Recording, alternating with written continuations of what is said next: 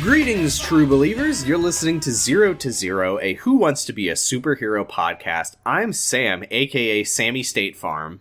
I'm Giga, a.k.a. the Gert Squirter. And I'm Val Flycub, a.k.a. Blunder Blummin. Now, if we can circle back to the Gert Squirter. Yeah, okay. Well, Why? Yeah. I didn't ask for it. I was born with these powers. Sometimes when you slurp a Gert, it misses your mouth a little bit and you squirt some Gert. Yeah, so I was in a horrible accident at the Go-Gurt factory. Now, you said you were born this way. Did these both happen? It was, I was born in a horrible accident. Yeah. Oh no, that's terrible. At the Go-Gurt factory, and now I have the ability to squirt Go-Gurt from my wrists. Oh, from your wrists. Yeah. Like Spider-Man. Yeah, like Spider-Man? Like Spider-Man in the Raimi movies. Spider-Man in the regular movies doesn't have that power. He's a smart boy. Like regular Spider-Man is a smart boy. I was going to say, what is the regular movies? Yeah, sorry. Not regular movies. Regular Spider-Man is a smart boy who develops a solution that, a little machine. Yeah. Well, in some versions, it's actually his parents who developed it. Yeah, or like Tony Stark. Anyway, so in my imagination, nobody developed it, and he doesn't have it at all. I like that. What a cool story. Yeah. So I got Spider-Man was just a regular boy. What if Spider-Man was just a spider and a man? Yeah, like what if he had 8 legs and it was horrifying. I mean, that too, but I just meant, like, what if he was just a guy and he had a spider? Who was in the same room as a spider? What if what if the spider trait that he inherited was that he has a head and an abdomen? He doesn't have a thorax. So he just kind of... I don't know how to tell you this. Peter Parker already doesn't have a thorax. Yeah, he does. So your chest is... humans have a thorax. It's your... What? No. So, I gotta get rid of it now. Well, what's the human thorax? It's your ribcage. Okay. The arch across the arch at the bottom of your ribcage. The part of the body of a mammal between the neck and the abdomen. It's called your thoracic arch, and that's yeah. Well, that's and really spiders unfortunate. don't have that. Spiders don't. Their abdomen and their thorax are fused into basically one large thorax. Just like Erin Esurance. Yeah. It's one of their differentiators from insects. Anyway, so before we get started here, I just want to come out and say something. Okay. Sometimes when you're fresh off a thrilling finale and you're getting started in a new season, and you see some things in the new season that promise a greater potential and more exciting circumstances than the previous season. True. You get excited, and maybe you say things like, Who Wants to Be a Superhero is good now, and maybe the show's good. And, when you win, you win, and when you lose, you lose. This show is fucking dog shit. I've started, honestly... Some people would say this show is good now, or did say that at the beginning of the season. Other people are very smart and didn't exactly say that. I don't know any of those people. Look, I'm earnest, and I think it's good podcast to put your all your chickens in a basket. Even when they're not chickens, they're still eggs, and you don't know if they're gonna hatch. It's certainly good for your heart to get hopeful sometimes. Yeah, but other times it's bad for your heart to have Stan Lee posthumously stomp on it. I'm going to need about 20 more minutes to process what you just said about eggs. I got my metaphor mixed up. We love to do that here. I, honest to God, have started dreading watching this show about as much as I was dreading, like, season 4 and 5 of Secret Life. It's genuinely awful, because, like, with a lot of reality... Like, with a lot of reality shows, there's, like... They like to play up a character as, like, a villain or, like, someone you're not supposed to like.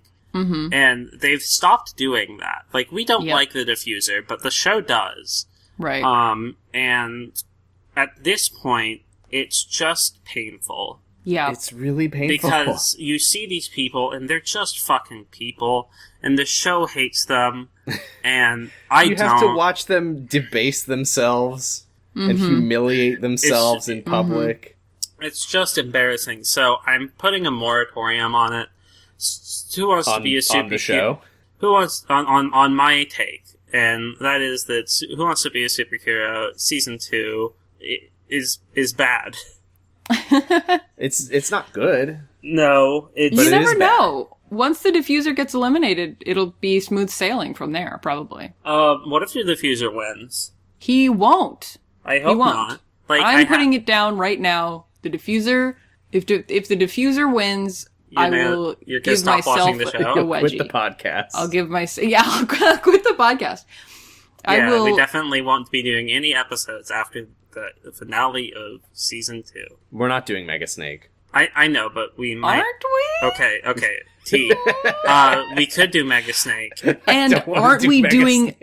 Wouldn't you like to take a relaxing sabbatical in Feedback's Lounge? Because I certainly would. We need to that sounded like we were There's not that much meat on those bones. We'll talk about it at the end of the episode. We do have to do a post-mort, though, on the whole series.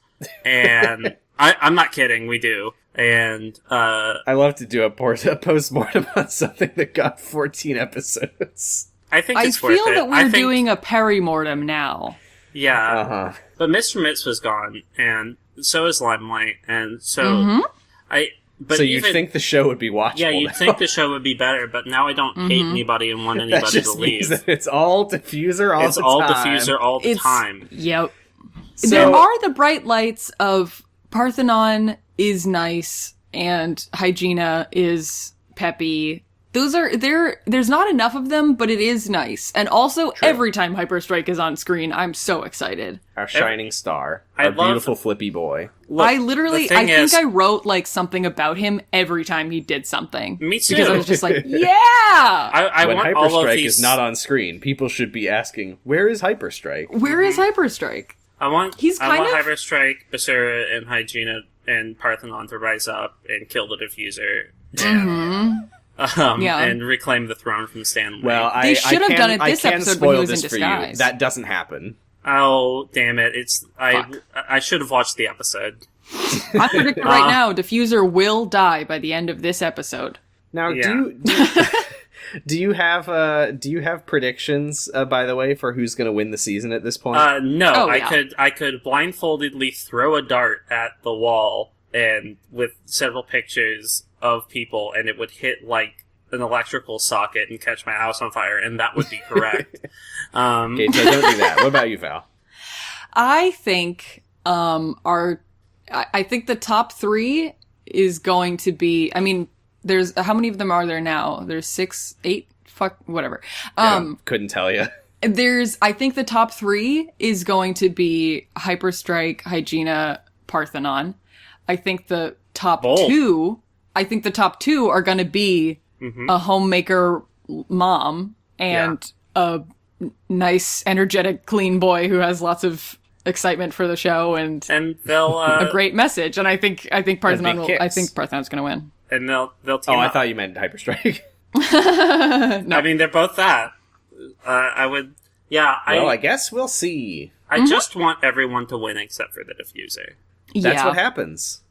You know what I want is for Whipsnap to feature more without it being, and Whipsnap is oh boy, we're gonna talk about Whipsnap this episode. I guess we should get to the point where we talk about her by starting out the episode. And I'm gonna take the reins here because I'm a little rebel. Okay, that's fine. I'm asleep anyway. Yeah, so they got out. They get out. Can we talk about the recap first though? Real quick? Oh, do you wanna? Yeah. 2 things I noticed from the recap and the intro. The recap includes blah blah blah and Basura stop for a moment of fame in the middle of the mission. I can't believe that shit. Like Parthenon I have that in my notes. Yeah. And then also I just noticed that Parthenon's like pre-changing thing in the mission, you know, the cityscape, and then they see the villain and they change it to their costumes. Oh yeah, like the he's opening, in front of he's in front of a building labeled University Hall. Oh yeah. Yeah, he's working at his job at University of College. Anyway. Please take it away, Giga. Yeah, okay. So, as it is, this show covers exactly the amount of time, like, we don't get a moment of distance from these superheroes because, as usual, we pick up right from where we left off. They're heading back in and they're like, how could this happen? Mr. Mitzvah and Miss Limelight, this is ridiculous. What a great day. I'm overwhelmed with emotions. And also, if you'll remember, they've been burgled. So, oops. Yes. So, and somebody says, "Oh no," and Diffuser says, "Oh no," and then somebody says, "Oh, our secret identities." And Diffuser says, "The safe, our secret identities." The safe, no, not the safe. Diffuser says all of the things that everyone else says. Diffuser goes into Ultra Instinct and like becomes Hyper Cop. I'm glad that Andy wasn't in this episode. Because Diffuser's Diffuser's cop instincts kicked in real hard, and Andy would have been a goner. A dog! Anyway, back to investigating. So, understandably, people are talking about how they feel violated, and I think that's a little too real for this, because, I mean, I guess it would be, if they weren't warned about this, I would feel violated. They weren't. They clearly don't know even what's affected by it. Like, they're going through their personal stuff. I can tell you from Beep's Feedback Lounge interview, Honk. like actually had some of Honk's stuff stolen. What the fuck? God. That's not okay. The show is so fucking un-okay. Yeah, I mean, like, they get it back later, obviously, in the episode, but Jesus Christ. So yeah, they feel violated. Mindfuck. Everyone's just like, what the fuck is this? Oh, I guess I should at this point explain what Feedback's Lounge is. Thanks to the wonderful man of Secret Identity, Parthenon, who uploaded a bunch of sci-fi.com bonus content onto his YouTube channel called Feedback's Lounge After Show, where Feedback interviews the person who was eliminated each week. Mm-hmm. In his full costume with his big bulky gloves that he can't... Yep. Which makes me... I like that it exists so much. I'm so glad Feedback gets to do things. Me too. I honestly... God, how fucking good would it have been if he got to, like, still be on the show? Come on. Yeah, right? What if he was like a guest judge? Not a guest judge. What if he was like the host? Yeah, like, fuck Stan Lee. What if he was like the in-person guy that like worked with the superheroes and helped them do stuff? And not just... Well, he would have to be on a TV because nobody's allowed to not be on a TV. But other than that, yeah. Yeah, they might have to pay him as also. They should. You think that he volunteered for the after show? Yeah. Mm-hmm. It's just filmed in his own house. Yeah, you can see the cables. I guess I did just spoil who gets eliminated this episode. Oops, whatever. Oops, yeah, this episode sucks. Just put a beep over it. Or a honk or something. Okay, yeah, do that. Fine. And also, if you use any pronouns, also do that. We really need to keep people in suspense. Anyway. I'll beep the names and honk the pronouns. Yeah, so... Stop talking about your personal life, Sam. What does that even mean? I'm not going into it with you, okay? It's disgusting. Yeah, you have beep/honk in your Twitter bio. Stupid. It's fucking dumb. Sorry about that, everybody. I'm gonna honk them right in the pronouns, if you know what I mean. I can make pronoun jokes because... Okay. Anyway. Me too. And I will, and I did. Yeah. High five. Yeah. I can't, but I did. Anyway, where are we? So, Diffuser is LARPing being a detective. Yeah, and pretending that he has any, like, what is he gonna dust for prints? Like, he's like, don't touch it! Don't touch anything! And Whip snaps immediately, like, I can't fucking deal with this. Do you have Batman detective vision? Shut up. He's like, it's like, wait till the cops arrive, but nobody called the cops because it's a fucking show, and it's fake. Yeah. And he's just like, don't touch anything! Don't touch anything! Yeah, Hygiena is like... This is actually... You gotta wait a bit, because this isn't yet. I think that, it all happens all at once. Whip Snap's thing comes first. Well, I mean, we already saw that last episode. Oh, we saw part of it. But let's get into it. She has, like, a breakdown, basically, and, like, I would too. I was like, yeah, Whip Snap, maybe not this show, is the thing. Like, I don't want... Yeah. The best thing you can do on this show is quit of your own free will. The only winning move is not to play. That's very nihilistic of me. But at the same time, I constantly feel so bad for Whipsnap. The show seems to, like, want to use her as an emotional, anchor, but doesn't, she's Eeyore. But doesn't give her enough to kind of make that resonate. Right, and that's the only thing we get to see from her is when she's crying. Yeah, it doesn't, like, this show, like, it's probably just the way the show frames it, but it doesn't seem healthy for her. Oh, I mean, I'm sure that she did other things. We just don't fucking see it. We just don't see any of the normal moments, the regular stuff of her running around and being like, what is this challenge? Cleaning. Oh. Like, everyone talks about her like she's a puppy. Like, and the show treats her like that, too. It's, and she kind of pulls, like, a sideways feedback. She escalates the stakes of the show for herself, in a way that kind of de-escalates them for everyone else. I'm not saying this like she was intentionally being manipulative, because of course she isn't. But it does, like, the way that she talks about being on the show is so much more intense than anybody else. Yeah. I can't help but feel a bit awkward when it comes up. I mean, at least here. the stakes have been decreased since Mr. Mitzvah's gone, because, I mean, he was here to save children from being murdered. Yeah, and now, thank God, he can actually do that. Like, they gave him his child murder phone back after he left. Yeah, so Hyperstrike and Hygiena are, like, trying to comfort Whipsnap, but she's, like, having a really hard time with the fact that, like, if she gets close to anyone here, they're just gonna get eliminated at some point, or she is, and then it's gonna be really painful. I found out from the Miss Limelight feedbacks lounge. Cool. Apparently Limelight and Whipsnap were, like, really close. She said, like, Whipsnap was, like, always helping her through everything. Whipsnap mentions, like, while she's, like, upset, Hyperstrike is like, well, we're here for you, and Whipsnap is like, yeah, like Miss Limelight was, like, and then she's gone. And it seemed kind of out of nowhere, because they don't really put any of that in the show. I mean, it did make sense that she would be, if she was going to be upset about anyone, it wouldn't be Mr. Mitzvah, so that was nice to hear. But it was Miss Limelight, which is also weird.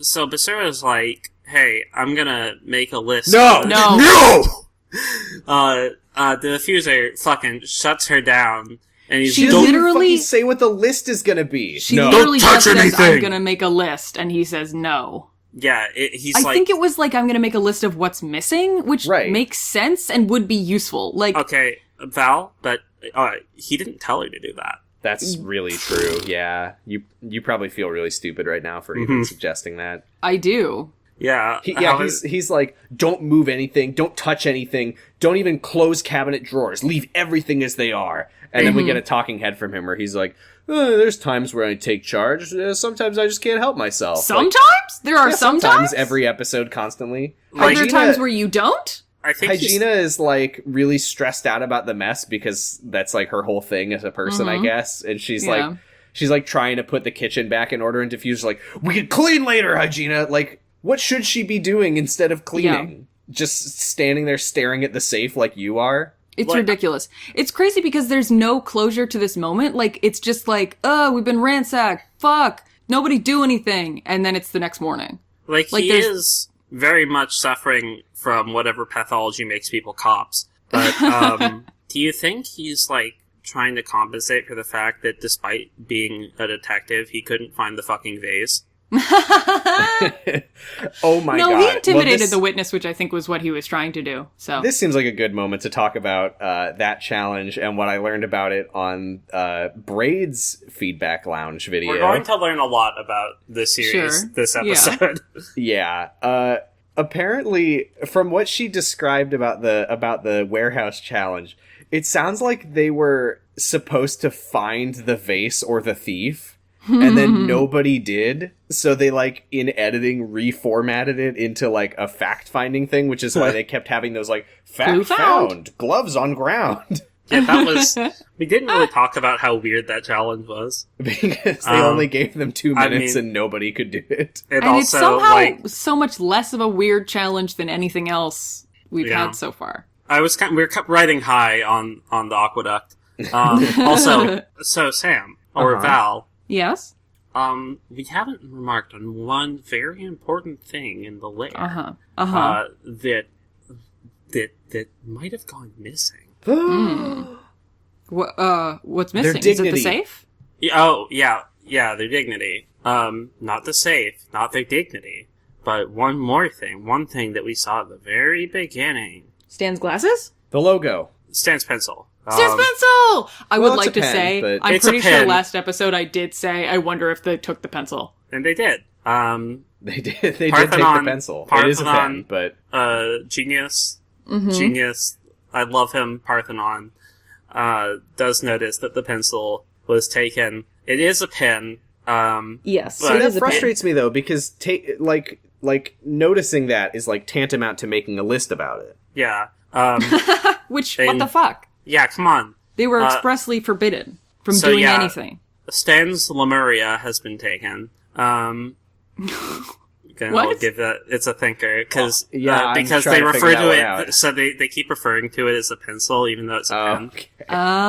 Yes. Anyway, They include a little it's after Parthenon sees the pencil is gone, the pen, Hyperstrike asks the diffuser, he's like, hey, is it okay if we start cleaning things up now? And then the diffuser's like, yeah, all right, everyone, it's time to clean. Make sure you check all your personal items. Like, he God. cannot let anyone do anything unless he tells them to do it. And then we get a talking head of Parthenon saying, oh yeah, Diffuser started assuming a leadership role, kind of the super police. I think he's, kind of taking charge. And they clearly cut it off mid-sentence, and I'm sure it's nothing because this is just reality show editing. But I really want to believe that he continued.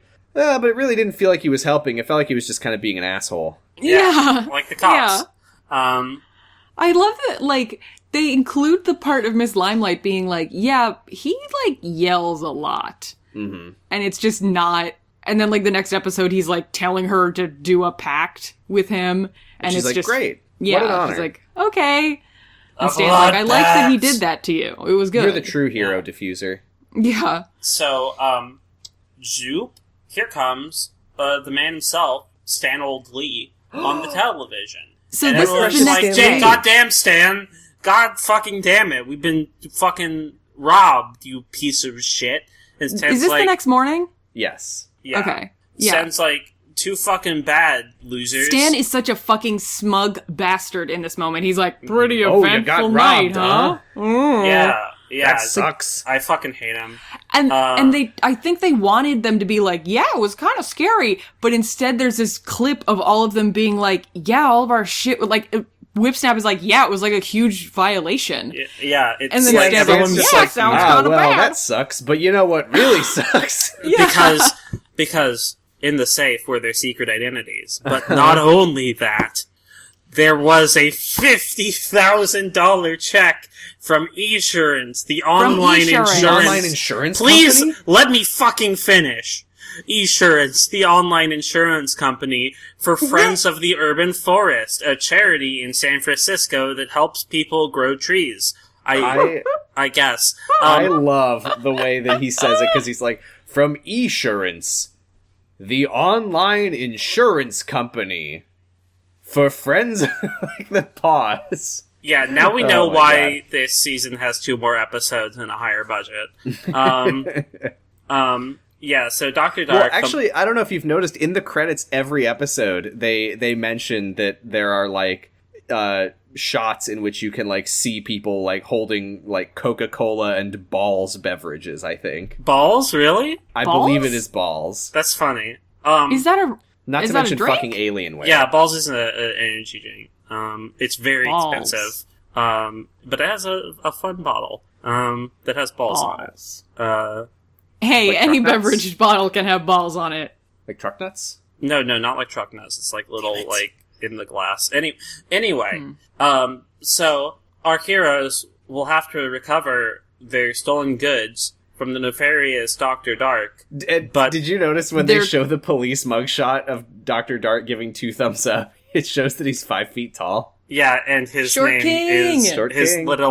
his first name is Doctor. His last name is Dark. Yes, He Dr. did not go to period. medical school. That was a good. Yeah, that was a good. That was a good scene.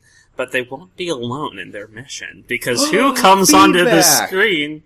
But no, not feedback, you fucker, you stupid idiot. It's Erin Esurance. I have to go jack off. Esurance. Yep. So everyone's like, "Holy fucking shit!" And Hyperstrike looks at someone else and like raises his eyebrows because he's found a new 2D waifu. Yeah, so they all go jack off, and then they come back. This is, you can like carbon date when this episode came out because it's in the very short period of time between Erin Esurance being created and like put on the TV as a character and immediately taken off of the television Was as a it that character fast? because they made boy, did so it feel much like porn Erin of her. Esurance lasted 1,000 years. They held out for a while before succumbing to the fact that they couldn't put someone that sexy on TV. Yeah, that was the it's issue. not just that she's sexy. I think it's also that she's very easily replicated in a like vector animation program. I don't know why they didn't lean into it. Word of mouth is the. I'm not even kidding. Word of mouth, Like, word of who the fuck ever? Who the fuck cares if people draw porn of their insurance character? Like that should be a good She's not a real thing. person. The issue was that people were Googling Esurance and they were getting pornography. I mean, good. Like 2 birds, 1 stone, baby.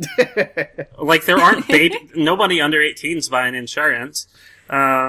Anyway, the general should switch up his thing too. Like, for a great low rate, you can get online, go to the general, look up general themed porn, and also save some time. yeah, if you like, what the fuck ever. If you search anything on Bing, you'll get porn. So not only is this episode sponsored by Esurance, but you know where they have to go to catch the fucking Dr. Dark, our favorite Universal location, City Walk. Universal City Walk. Sorry, I don't know if we Yay. really emphasized enough the fact that their mission is given to them by Erin Esurance. Oh yeah, so Erin Uh-huh. Esurance has a lot of presence in this episode, and it was good to see her. It reminded me of a time when I was 11, and What a time to be 11. the effect that having Erin Esurance commercials had on my psyche, even well into my adulthood. Were they good? I mean, I draw now, so. So Erin Esurance is like, "Greetings, superheroes. You know, when I'm not getting people a great price on car insurance," it's like, okay, great. We love So to they save go green. to City Walk, and in between, okay, So, this is okay. are we gonna talk about the peanut eating man? So they arrive at City Walk, and we're getting, the dramatic shots of them, like, getting out of the van and running around and all that. I'm glad But that you in noticed between this as well. shots- Yeah.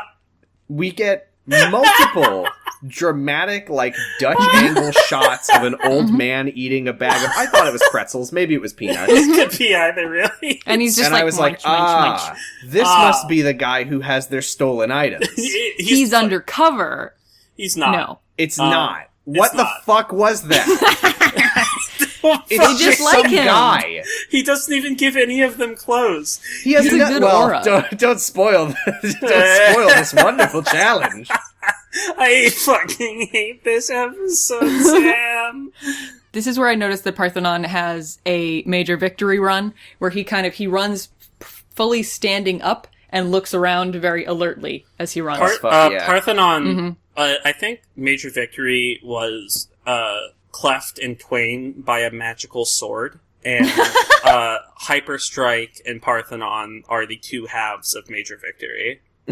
What does Hyperstrike get? He poses a lot, Red. and he's very ginky, Red. and he's The red. raw sexuality? Yeah, but he has a character that he plays very hard, and Yes, he fucking does. and his kind of goofiness and like well-meaningness is Can I So just this is say- the part. Parthenon. I love This is the part. Hyperstrike. Dot wave. I love Hyperstrike.wave. I love Hyperstrike. So this is the part. Yeah. So this is the part where they look down at their communicator watches, and Erin Esurance is there. And they all start fucking jacking off R.I.P. in to public. the editors who are trying their best to make it look right, but the fucking square that the video is on is like sliding all over the place Oh, with yeah, their wrists and the camera. It's so looks- jaggedy. It's animated with the same motion tweens that Erin Esurance is. They're doing their best. So Erin Esurance tells them, and this is very important for me to get mad about it later. I wish Erin Esurance was the fucking host of this show. She does such a good job. You're precious. I've stolen your precious Erin Esurance. Oh God, I've seen this before. She's in this episode because Stripperella isn't behind Stan.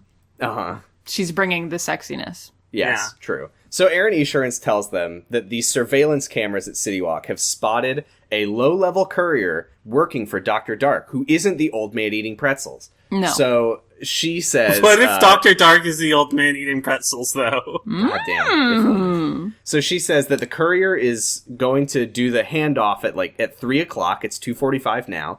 Mm-hmm. And if he sees any superheroes approaching in their costumes, obviously he's going to know what's going on. So he's going to just run away. So they need to go undercover and make themselves look very normal. Yeah, and then so she she says, gets into the clothing removal tube. Yeah, she says, you need to go undercover like this. And she pushes a button, and a beam of light explodes her black suit off her body, and someone nutted somewhere watching this. Yeah, someone. And now but she's just more clothes clothed under her suit. Yeah. She's been reverse bimbified.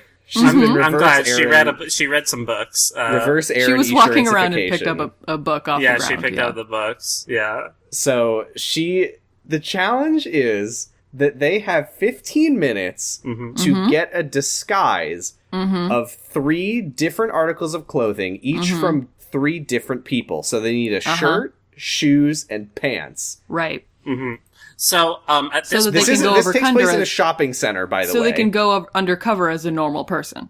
So I watched this last night at around 1 in the morning. Oh no, I saw you posting. It was 2:30. Well, it took me a while. Okay. So I watched this around. That's right. You got to this part at 1 in the morning, but you finished the episode at 4. Yeah, that's how I do it. Just about. But yeah. So I was. Why didn't you respond if you saw my messages? Oh, I saw it this morning. Oh, okay. So I was already having a secondhand panic attack at this. Why? Because you have to ask people for their pants. You're asking. Okay, whom amongst us hasn't gone to Universal City Walk and asked around if anyone can let you borrow their pants for a TV show? Okay, so in the first season, when they went to Universal City Walk, Fat Mama took it on herself to ask everybody for their food. But the challenge provided the humans, it wasn't just random people. It was very specific, weird actors that they had to go talk to.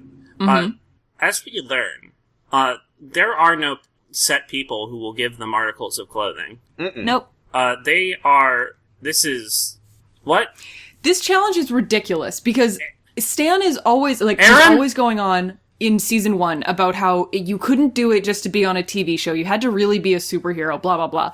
The only way you can convince people at Universal City Walk to give you their pants is if you convincingly, persuade them that they're on a funny TV show and it'll be good. Yeah, they're on camera. There's you're if you were a real person in real life and a person came up to you in a superhero costume and was like, I am a superhero, there is a super emergency and I need your shirt, you would just assume that they're a perv. You wouldn't think that it's real. Now, I'm going to say for the record that the promise of taking my pants off on camera would not make me more likely to do it. Yeah. No, but some people it would make some people the idea more of doing it for it's do it for the Vine, but before Vine. What is this fucking premise anyway? Why would the superheroes get to the handoff and then be like, ah, shit, I forgot. I need to be in disguise. Why is it this and not season 1, episode 1 of just you have to change? Yeah. Or is it season 1, episode 2? Whatever. You know what I mean? Yeah, that was a good challenge. Episode 1. Season 1, episode 1 was now you're gonna wear your normal clothes, but bring your costume. Why isn't this the opposite? Because they don't have their normal clothes and they don't have phones. Oh my god. Yeah, we'll talk about that later. Speaking of which, but okay. Erin, please, why this challenge? What is going on? Is everything? Why couldn't they change at the lair? Erin knew before they left for the lair that this was going to be the challenge. And I'm starting to think Erin is kind of fake. It's her fetish. I just kind of wanted... Oh, okay, well, anything for her. Hashtag do it for Erin. Do it for Erin, yeah. You know how people on Nathan For You show their whole ass because it's, like, they're on camera and, like, they can be convinced to do this because, you know, there's a television camera in front of them? Yeah, in this episode, people show their asshole. Major Victory has been on this show for many episodes. Can you imagine, though, if Major Victory... Oh, my God, if they run into Major Victory during the challenge him. And he's just living his damn life and they're like, excuse me, sir, can I borrow your pants? And he's just like, no, I've learned my lesson. Oh, no! Oh.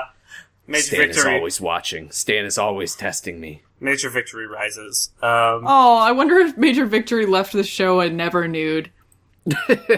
Just like so horrifically scarred, he's like wearing denim shorts in the shower. And by denim shorts, I mean by the way, jorts. Stan tells them that the hero who gets the package back, because they're all doing this at the same time, so there can only be one winner. Mm-hmm. He says that the hero who gets the package back will receive a special reward, which would be literally the first time that's ever happened on the show. Yeah, someone's won a challenge. And then we get a piece of audio that I'm going to play here. Yep. Which is Hyperstrike says, I was actually psyched because I would love to be a clear winner because in this competition, the missions are what it's going to come down to. And then we get Basura, who says, it was going to be the most difficult challenge yet because I'm, a quiet person. This is a fucking chopped and screwed ass episode because this isn't the last. I was looking at her sweet can. Yeah, this is not the last Agent Kington we get in this episode. For Hyperstrike, I could see it being Hyperstrike's trying to say, like, yeah, I think it would be really cool, like, to go to this challenge. I mean, like, to the, I could see him saying something that needed to be condensed, and that he was trying to say something like, I think it would be really good to win this challenge, because that's what matters in the competition, is the challenges. Mm-hmm. Basura could have been saying anything. Anything. I have a theory, and I'll talk more about this later, but when Basura is talking, and she says she's a quiet person, that part of it, you can hear, like, audible, like, background hiss, and her hair is longer, and she's wearing her original costume. Mm-hmm. I'm pretty fucking sure that was from her audition tape. Yeah. Jesus. Yeah, they, like... the camera quality is worse. And, like, they normally have, like, that green screen background behind them, but she's got that sort of effect where it looks like she was, like, cut out and pasted onto a background. I think that was her audition disservice tape. done to these people. As we learn in this episode, I mean, this show is going to go to any lengths it can to make Basura look bad, because nobody actually does that badly, so they have to make it, like, they have to escalate it so much to justify... well, the diffuser's here, but anyway. Anyway, okay. So, yeah. The diffuser... Well, the thing about the diffuser is he has a, inherent advantage in this fucking challenge, because he's a cop, and he looks like a cop. I would argue that he has an inherent disadvantage, which is that he's very tall. He's very big. So would he. He would also argue that. Later, he has a talking head where he takes the opportunity to drop the fact that he's 6'4" and 240 pounds or whatever the fuck. You're agreeing with the diffuser, Sam. I know.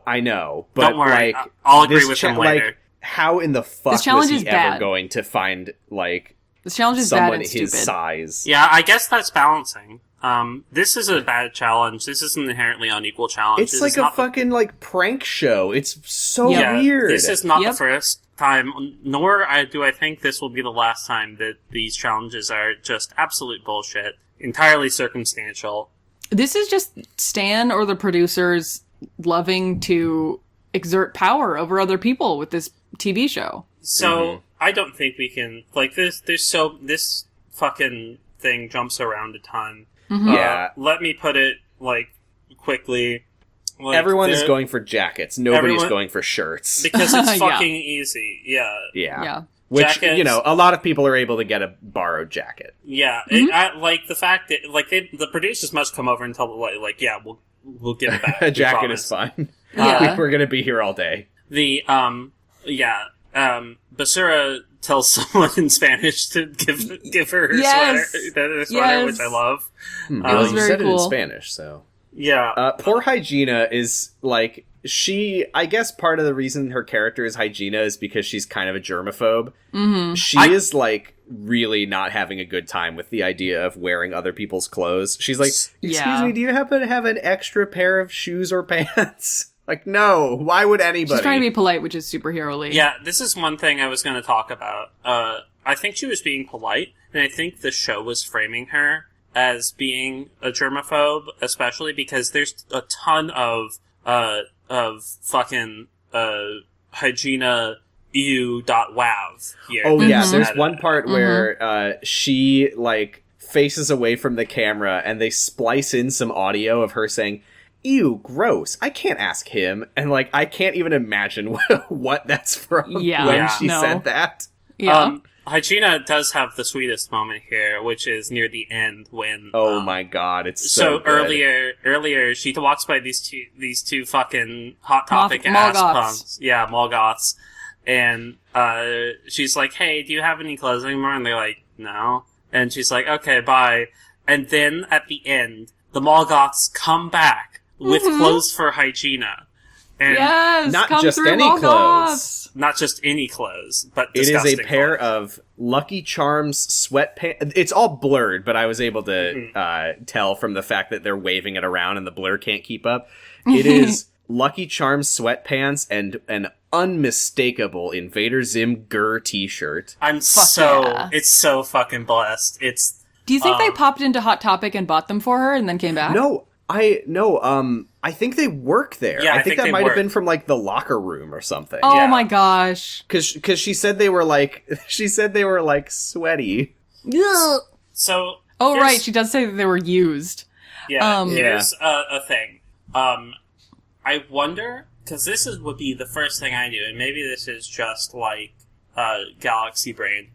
I would just go into the store and buy the clothes. I have to assume that they were specifically told that they can't do that. Yeah. And with what money? Like, are they holding their wallets on them at all times? I would. I mean, for Universal City Walk, maybe. Your challenge this week is to go to the restaurant down the street and buy a pair of pants. In the most superhero-y way. Yeah. Excuse so me, this is also... I need a pair of pants. We don't sell those. This is a restaurant. I understand that, ma'am. Citizen. It's very really need a important. pair of It's pants, for a please. mission. So This is where I noticed that Basura... So I think the reason Stan told Basura that she was like... She controlled bugs and stuff is because she has this sweet backpack that looks like a bug. Yeah, She also really does. She also It's has awesome. an amber. She has an amber necklace that has a bug inside of it. So good. Can we talk about the Chad Hyperstrike? Yes, we can! Yes, he's so Sorry for peaking good. my audio, but oh my god. Yeah. Yes! Oh my god. So first of all, Hyperstrike succeeds in these challenges so much because he's just having fun and he's like, these are like kind of goofy challenges, but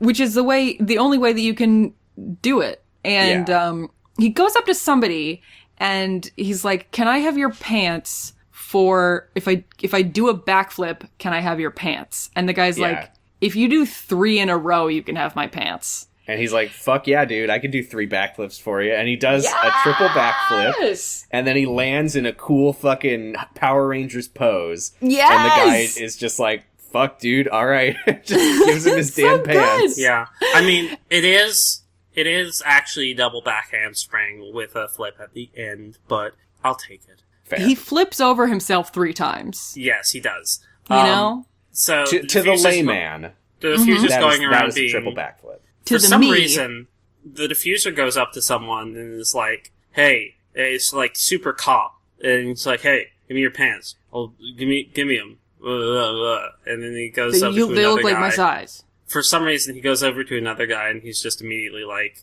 "Hey, can I have your pants?" And he's like, "No," and he's like, "Okay." Anyway, this is. I think if you don't have anything more to say, this challenge might not be what it Very seems. good. Oh. On the You're surface. both right. It's both bad, and it's not what it seems on the surface. So I mean, it is, though. Yes, it is. No one would like it's. It no is, one, but there's also a stupid wrench thrown in it. Yeah, no one fell for it. But a seemingly blind woman comes over in a brown velour tracksuit, and I don't think she's no, she's I don't not think she's blind. She's just like weird Unabomber cosplaying for no reason. So she comes over and she's like, "Oh no, help me! My child's missing. Help me! Help me! My daughter!" And she's Why like, does she have a wig? No, she says she's got a big black braid sticking out of her hat that's like very Yeah. clearly a wig. Why? I couldn't tell, but I kind of thought that she was the woman from the scavenger hunt who had the purse. Oh, I Yeah, was maybe. thinking that maybe she was Laura Dern. Oh, she Still, might have it's been not Laura like Dern. season 2 people are gonna recognize her. Anyway, they're like, she's like, the first thing I noticed is that when she comes over, she's like, "Hey, my daughter is missing. She's 10 and she's this tall," and then she like holds up her hand to her shoulder. Mm-hmm. Yeah, I was like, damn. Your Yeah, daughter's like really damn, tall. a 5'3" like fucking daughter. Like She goes up to the diffuser and she's like, "Excuse me, have you seen my 10-year-old daughter? She's your height." Yeah. she and this woman is not small. She's next to the diffuser, and like he's a little hunchover, but she's like, Yeah, she's not noticeably short. no. Yeah. So I know what you're thinking. Like, wow, we get to see an incredibly tall 10-year-old girl this episode. No. No. No. The moment No. that It's so stupid. It doesn't They make get- any sense. So they They go get around 30 yelling seconds. for a little They while. each get 30 seconds to show whether or not they would help her find her daughter. And then once they do or don't, she gets a call and she goes, "Oh, she's found. Great, thanks, bye." By the way, they all try. Obviously. It's so well, weird though, like, 30 why don't they seconds, find maybe. her? Like, they look for like 10 seconds and then her phone rings and she's like, "Oh, never mind." Yeah, they maybe Yeah. get 10 seconds to do it. It's What the is principle of the thing. point? Because, spoiler alert, the Basura goes up to this guy, and she's like, "Hey, thanks for the pants, dude." And she's putting on the pants and trying to give the dude his stuff back. Mm-hmm. And then, of course, the fucking lady comes up to her, and she's like, "Hey, my kid's lost. Fucking help me, bitch." And Yeah, she says that. No. no, she's says like, that. help me, my daughter's missing." Basura's like, a moment, please." Please, I'm making this man take his pants off in public on camera. She's putting on pants and trying to get, like, is she just gonna take this random non-actor stranger's fucking wallet to help this woman? Because the moment, like, she's like, "Okay, yeah, let's figure this out. Oh god, this is stressful." The woman's like, "Oh, okay, I'm getting a phone call. My daughter's okay." She's found. Yeah, I think that the phone call probably comes in after a certain amount of time, regardless of what they were doing, which is really dumb. Because yeah, Basura's just kind of like, "Oh, sorry, I'm on a mission. I can't. Oh, but yeah." And so Basura's just kind of like hesitating, and then the phone rings, and they found Emily, and she's She like, doesn't- "Oh, okay, great. I'm glad to hear it. I gotta go. Yeah, Yeah. She never And- says, like, "I can't." She's like, "I'm on a mission. This is really stressful." yeah." Like, Yeah, she kind of starts to, and then she's like, I'm on It's a so mission, I funny don't that know." you see this and you're just like, "Oh, Basura's gonna get in huge trouble with Stan," even though the situation resolved itself before she made a decision. Also, something Yeah. that I thought would come up but didn't is that Basura takes an old man's shoes, I really thought she was gonna get her chops busted for that one. and Oh she my doesn't. God. She doesn't. gets- This old man's like, "Oh, hello, nice. He's not that old. He's not that rich. Hello, nice young lady. Yes, you can have my shoes." And she's like, "I can give them back to you. I'll return them right I'll give away." Yeah, I'll return them right away." He's like, actually "Oh, leaving right now. I was just about to leave." And she's like, "Oh, okay." And then she like leaves, and Yeah, the dude- she's like, "Oh, I don't know why you're giving." Yeah, she just like stands like, "I'm there leaving like, them with you." "So should I not? Why are you giving me these?" He, wa- Yeah. he And then walks she just away like, leaves. "That's one item And I then don't have to she- put in my will." yeah, and then she leaves, and the guy's like, "Oh, okay." Why did he give her the shoe? Like, I Yeah. don't know. Maybe he's just a confused old man. Yeah, I don't know. Who is now missing his shoes forever. He prepared Diffuser- himself emotionally to give her the shoes, so that's what he did. Yeah. Yeah. Diffuser, who, you know, I'm on record saying I fuck the Diffuser. I do think this challenge is incredibly weighted against him being 6'4" and trying to find a person his size who will give him their pants. He does manage to find a woman who, for some fucking reason, is just carrying around like a big like pair of like I don't Wafty know how to pajama describe it. Like pants. they're like big like sort of breezy pajama pants, so they're like super stretchy. So I don't know why Who she wears has those? those. I mean, but- he describes them as bloomers. yeah, I don't know why. That's not what bloomers are. But No. So Aren't they? Yeah, they are. Wait, am I yeah. wrong? Do No. I not know what bloomers are? Yeah, bloomers came are down like in a women. bubble, am I wrong? Women, yeah, they're like women's long underwear. I thought bloomers were like short. That's kind of how They're they did- shorter than pants, I think. Yeah, but they're. But on him, Anyway. Anyway, whatever. Who gives a shit? it doesn't matter. Doesn't have to be historically accurate. Yeah. So Basura gets her thing. Everyone's got their thing. Diffuser's got his thing. So they're all changing into their disguises. And while once they're changed, they get another call from fucking Erin Esurance. Yeah, she's who back. is like, okay. Looking what does good, she say? She's like, superhero. looking good, super crime fighter. And I know that she says that because every time one of them gets their disguise on, she says it to them. So we hear it like we four hear times. it so many times. Thank you, Erin. So she's like, okay, now go find the courier. Unfortunately, all we know about them is that they're wearing blue jeans, which doesn't make any fucking sense because they said that they identified him via the security camera footage. Maybe they only saw him coming out of the Gap and he went to several of those stores. Hey, How do wait, you though, know? yeah, what the fuck? The only thing we know about him is that he has a big bag of pretzels, but he threw it away, so we don't know what he looks like anymore. The Sorry, only not thing the we know Gap, about Old him Navy. or her, they have no identifying information except the blue jeans thing. Right, like, how would you have that information? So I then, mean, we do know that they're non-binary. They're not I non-binary. saw a surveillance photo of the backpack that said "For Dr. Dark" right next to a pair of blue jeans, but it was from an ant's point of view, so that's all we saw. And then they picked I was up the too bag. busy looking at his really awesome ass. So she says that they found the secret code phrase, so they have to go up to the courier and give him the code phrase. Hey, And so what's she the code pushes phrase? a button, and then their watch says "Top secret message incoming," and then it says the code phrase is "I need ears. Can I have yours?" You know how code phrases are supposed to sound very weird, so you stand out when you say them. Yeah. This is the other thing. If they wanted to have a stupid challenge where they have to run around Universal City Walk talking to people and being awkward, why not just have it be this part? Don't put the part where you have to get people's clothes. It's pretty good. Did somebody really see season 1 and were like, the best part of this season was when Major Victory asked to see that woman's foot? Yeah, I think someone probably said that. Yeah, if I you mean, look very yes. closely, when one of the people gives, when the guy gives, Hyperstrike his pants, you can see on his ankle there's a tattoo of Holly. Yeah.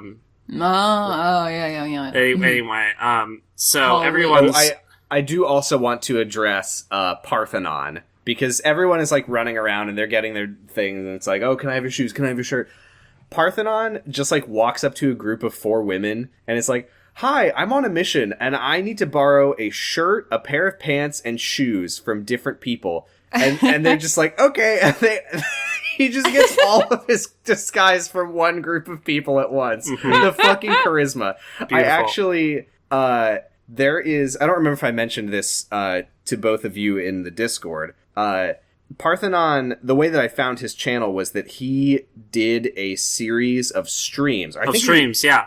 Yeah, I think they are done now. But they did like a series of like quarantine streams where like a bunch of contestants from season 2 like got together to like rewatch the show and like do Q&A stuff. Oh my I haven't God. watched any of it because it's spoiler heavy. Or I haven't watched much of it. I did watch a little Sam? bit of this one. Sam, we need to get Parthenon on the show, please.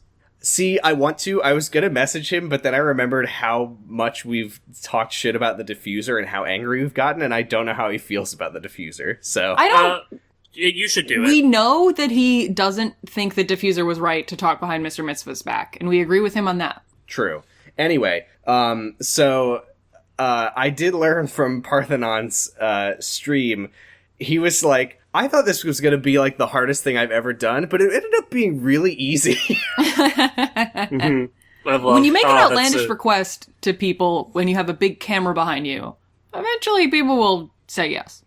Yeah. Yeah, so Everyone's like, hey, can I have your looking- fucking ears? And, like, this lady's like, fuck you, cop. You can have my ears. We do need to note for later that Hygiena, to change into her disguise, runs into a public bathroom and then is very careful to like fold up her costume nice and neat and put it in her bag. Like I wonder if she was doing that, like she was being very performative. You can just really tell from the editing that we're supposed to be like horrified by her doing this. Yeah, I'm sure all of the other contestants did this also, because what the fuck else are they supposed to do with their costume? Like, throw it in the trash? Yeah. So here's what happens now, is that on this undercover mission about being very secretive and disguised, everybody is now running around in like a weird assortment of ill-fitting borrowed clothes thrown on over their sometimes still visible superhero costumes, and just running around gloves going, are sticking I need ears, out. can I have yours? I need ears, can I have yours? I need ears, can I have... Like, this is Hyperstrike is sneaking around very sneakily, is what I wrote, because I love him. Now, Hyperstrike, this is a sneaking mission. He nailed it.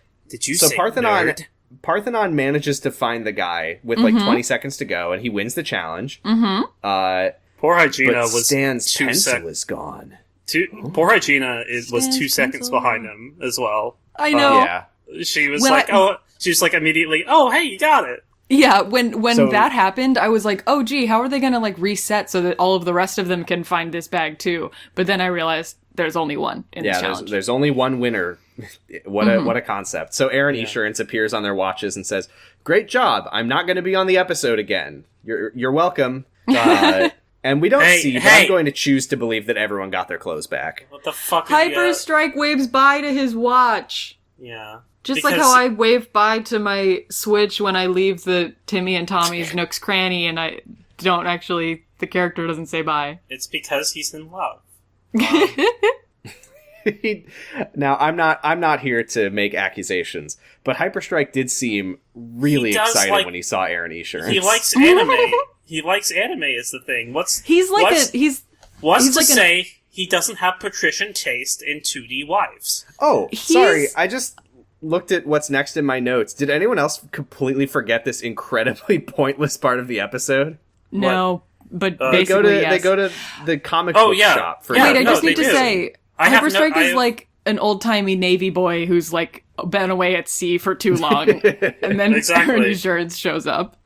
He's been surrounded just that image of Hyperstrike doing the big famous kiss with Erin Esurance. Yeah, he's been surrounded by all of these the No Dames song from Hail Caesar. Hell yeah! Oh, what a movie! I like that movie. So they go to the comic book shop, and Stan's on a TV, and he says it's time for the comic book covers in episode 4. And some of them are fine, and some of them are terrible. So I have notes here.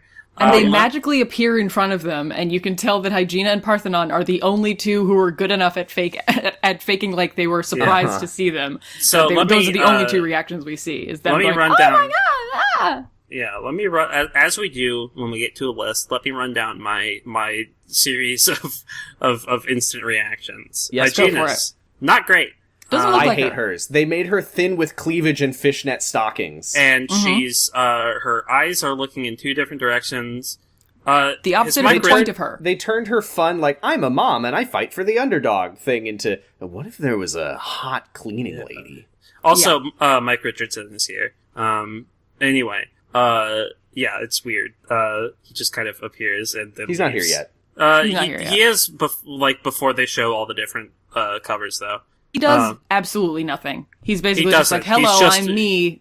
This is the prize at the end. Bye. Yeah, he just shows up and says, hi, I'm the most charismatic man in the world. Dark Horse Comics president, Mike Richardson. I'm so excited to see one of you in a Dark Horse comic. Is famously, like, a weird kind of, like, anyway, he's a weird dude. Hi, I'm Mike Richardson, producer of hit film R.I.P.D. Mm-hmm. Wait, is he really? He's produced a lot of movies that We Hate Movies have done episodes about. Yeah, Mike Richardson's they haven't done an R.I.P.D. episode, I'm sorry. He lives in Lake Oswego. Because of course he does. He has money and is in Oregon. He is not interesting. No, he is the most uncharismatic man I've ever seen. Yeah, he is deeply uncharismatic. He's weird. And he has a lot of money, so parody. Whip snap. No. Who's next? So Hygiena also, like, just so you know, it's like she's like, it looks as if she's like swiping away a bunch of shit, which is okay. She's fighting grime. Yeah, I guess. So the diffusers, I just have "fuck you" cop written, but I do remember what it looked like. I'll tell you what it doesn't look like.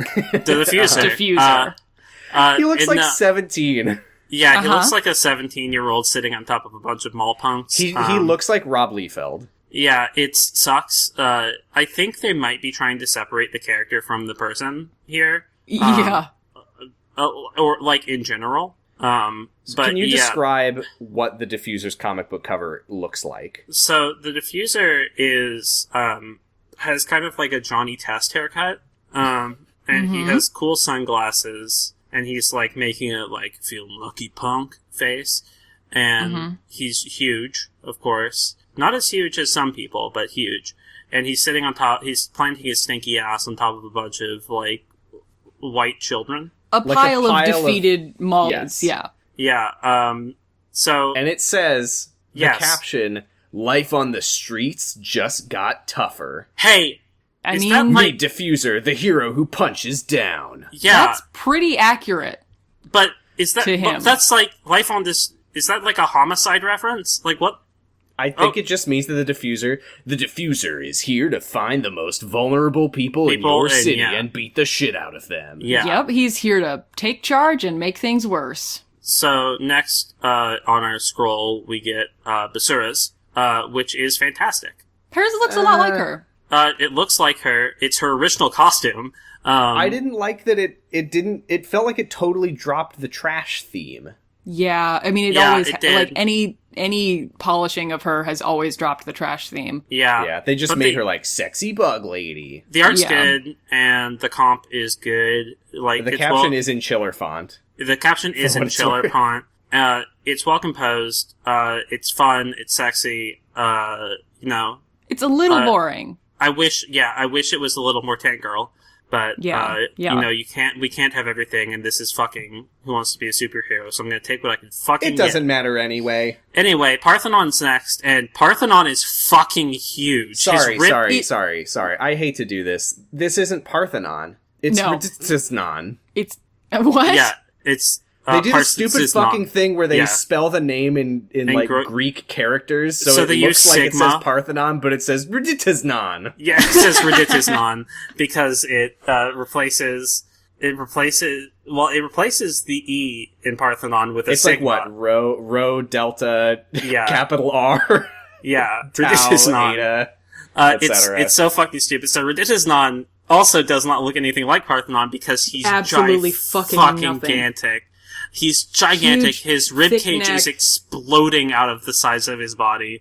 It's horrible. It's horrible. He looks like body horror. It's so... I don't understand how they drew the diffuser the way they did, and then the two heroes who actually have that body type in real life are given these fucking tank different characters. Comic book artists. Probably. So... It's bad. I don't know, like, Whipsnap's Whipsnap. Whipsnaps is pretty alright. Whipsnap is alright. Really likes hers, which is important to me. I know that. Like, I wrote that. I still don't know what Whipsnap's deal is, but she loved it, and that's true. We love to see Whipsnap happy. I do like to see her happy. Whipsnappy. Her comic book cover is all right. I would say it's Fat Mama tier. Yes. Hyperstrike is cool. This is alright. Yeah, once again, they made him ripped too, like which I just hate to see. Like whatever. They made him. They didn't just make him ripped. They also made him look like 15 years older. Yeah, like he looks. That was weird. He's like an a adult, big, angry muscle man. Yeah, I feel like to... making him super strong isn't very true to his Sentai heritage. Yeah, let superheroes be smooth boys. Yeah. He's very he's slim and he's acrobatic, and I think that works for him. He's a fucking circus performer. He's doing a kung fu pose, so I think they're just leaning into his martial arts stuff, and I don't think that's good. Yeah, and then Mike Richardson comes out and he says, "All right, everybody, now we're gonna do paperwork to see who gets to be on the cover, so make sure to sign this right here." And that's about how exciting this part is, where Mike Richardson is on the screen. So then they go back to the lair. Yeah, and they say that was weird. Yeah, it sinks in that Basso's going to get eliminated this episode. If you don't see the writing on the wall, I'm sorry to spoil the ending, but if you don't see the writing on the wall at this point, when you're the only person to fuck up a challenge, it's just what happens. She didn't even really fuck up the challenge that badly. She's the only one that did any misstep. Yeah. You know what I liked here is that they're all talking about the mission, and Diffuser's like going into like excruciating detail about the encounter with the woman. He's like, she walked up to me and then she said that she was looking for her daughter, and the whole time he's talking, Parthenon's just like, we had, we all that was the extra challenge. Yeah. And Stan appears on the TV and he says, "Great job, Parthenon. You get a reward on the reality show." Oh, wait, I do have to... Sorry, one quickly before that. While they're talking about the woman and Parthenon being like, yeah, of course we all helped her, blah, blah, blah. They do cut to Basura just, like, watching this conversation. And then a talking head of her going, oh, man. I lose. Yeah, she gets... Poor girl. She does grimace emoji. And, so, the reward that Parthenon gets for winning the challenge, is maybe the most psychotic revelation I've had about the series so far. I can't believe this. This is classic reality show stuff. Do you guys... But they're not on an island. They're not in Bonanza City. They're in a fucking building. So, they're not in, like, the Big Brother house. They're in a fucking, like... loft. They're in a reality show with eliminations in a certain order. They're not allowed to talk to people so that they could give away... The idea... So the prize is that Parthenon gets to call home. Mm-hmm. And I think that the reason that reality shows often do that you can't call home or contact the outside world, is that, like, the isolation is, like, part of the premise, part of the challenge. Mm-hmm. And even if it's not, I understand, like, yes, there is, like, the idea of you don't want to spoil anything, you know? Mm-hmm. But at the same time, I would have thought that they probably would have, like, the ability to contact home with the caveat that they are going to be on camera having their conversations. Yeah. So they can't, like, just spoil the show or anything like that. Yeah, I figured it would be whoever they call has to sign an NDA. Monitored access. Yeah, they're under NDA, and they're, they let people call home on The fucking Bachelor. It's the fact that we didn't know about it until now. Like, if that was part of it, if they were like, now superheroes, you won't be able to, this is top secret, so you can't contact, because your family can't know that you have whatever stupid bullshit theming. Like, if that was it, then at least that would be like, oh, that sucks. Yeah. But it's the fact that it's like, by the way. It's rocked this foundational belief about the world that I didn't know that I had. It's like if they were like, all right, Parthenon, your prize is that you, for one night only, are allowed to drink water instead of Ball's energy drink. But season 1, you can go into the bathroom and jack off to Erin Esurance. Oh, the irony. Oh no, this is with Erin a plus Esurance. one. AARON. Oh. With a plus one. Erin Esurance. But we knew this already because season 1, Fat Mama is talking about how she misses her dad and how she used to talk to him every day, and now, in the lair, I haven't been able to talk to him. Yeah. I just assumed that was one of those things where it was like, we're very busy and I don't have time to call my dad every day. Oh, that's why so maybe he wasn't estranged from his daughter. Maybe Major Ricky wasn't that estranged from his daughter. Maybe that he just couldn't talk to her. He was only estranged for the period of time that they were filming the show. So Parthenon gets to jack off to Erin Esurance, but his other, like, cursed prize is that he has to pick one other contestant who gets to go into the bathroom and jack off to Erin Esurance. Yeah. Yep. So he interviews them all one by one. Mm-hmm. Fuck the diffuser. Sorry. Just to emphasize, because I'm doing joke of it, but Parthenon, his reward is that he is punished by having to choose one other person to get to talk to their family. Yeah. And now he's in the position of having to decide who gets to call their family. He's creating class consciousness among these six why remaining does he people. have to do this? That's so shitty. Yeah. But he goes about it in a very good way. He interviews them all one by one, and Hyperstrike's like, yeah, I'd really like to talk to my girlfriend, and Erin Esurance, and Hygiena. It's been a few hours. Yeah, Hygiena's like, I'd really like to talk to my husband, and Diffuser's like, I'd really like to talk to my wife, and you can see the Parthenon's not gonna do it. Yeah. Parthenon's like, that's nice. And Basura and Whipsnap are both like, no, you can skip me. But it frames it like Basura. It doesn't show Basura being like, I'm fine without getting a call. Yeah, you would think that I could summarize it like that and it would be fine. But I guess it's fucking not. I guess if you're like, if you give up the call in the wrong way, then you get eliminated from the show. Right. Basura very evilly turns down the call, and Whipsnap very nobly turns down the call. Yeah, I think I think the editing is such that because they knew what was going to happen at the end of the episode, so they didn't want to play up the fact that like Basura is a good person.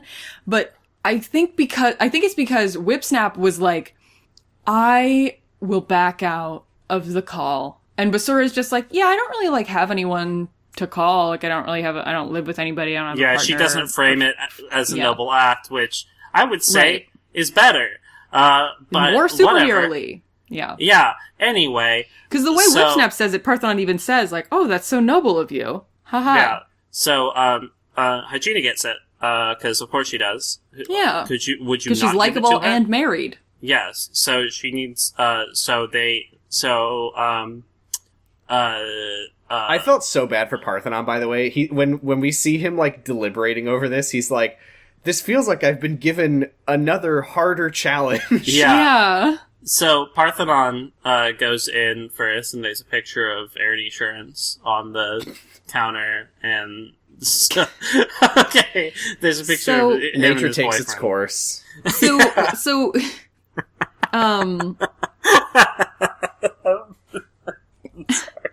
Anyway, this is very like 2000s of, I don't know, I thought it was the show doing this, but it's actually Parthenon, because it says like on the phone, Parthenon's partner, and I was like, oh, come on, say husband or boyfriend. But then Parthenon's like, I got to call my partner, which was really great. And I was like, oh, okay, that's personal choice, that's fine. Yeah.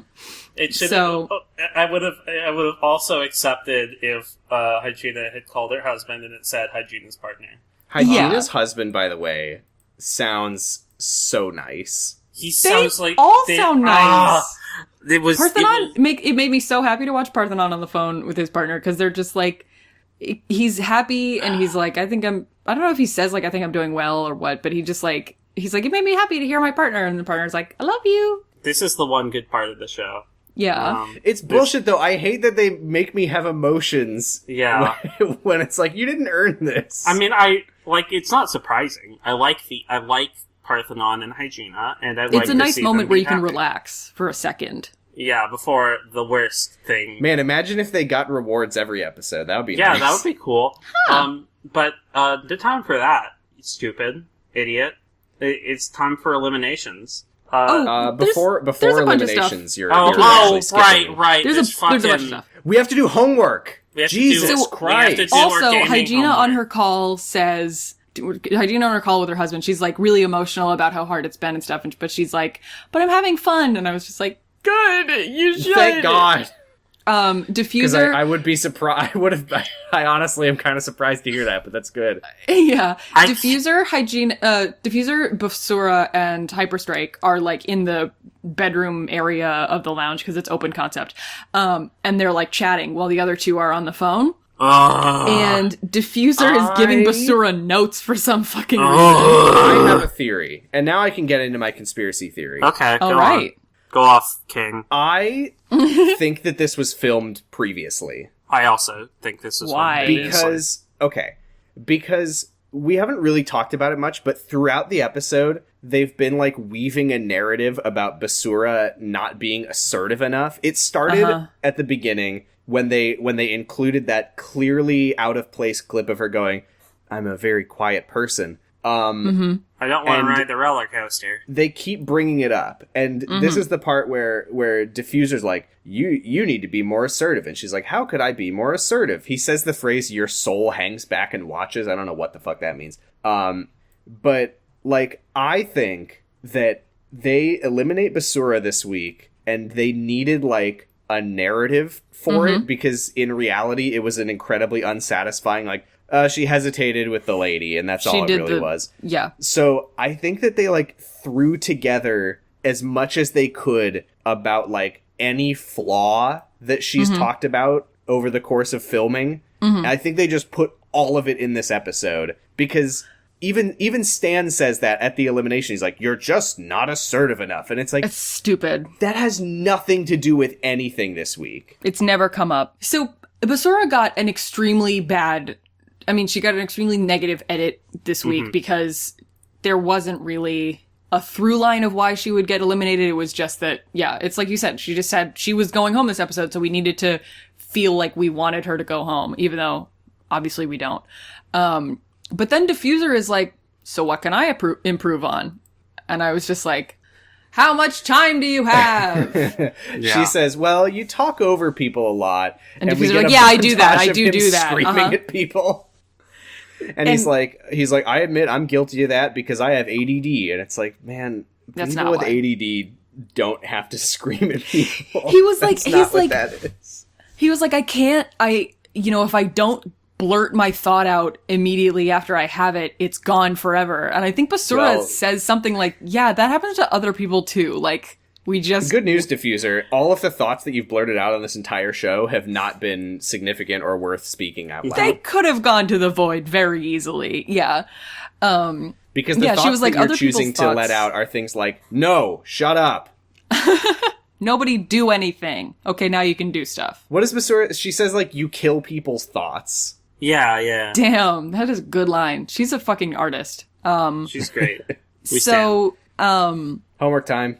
Homework time. It's the Alienware computers are back. The Alienware computers are back. It's time to do your homework. Remember in season 1 when we were like, oh, this show really suffers from them like not having enough like time to breathe and just like be reality show contestants. And now we have more episodes with fewer people. Better fill the time with doing homework on the Alienware laptops. Yeah.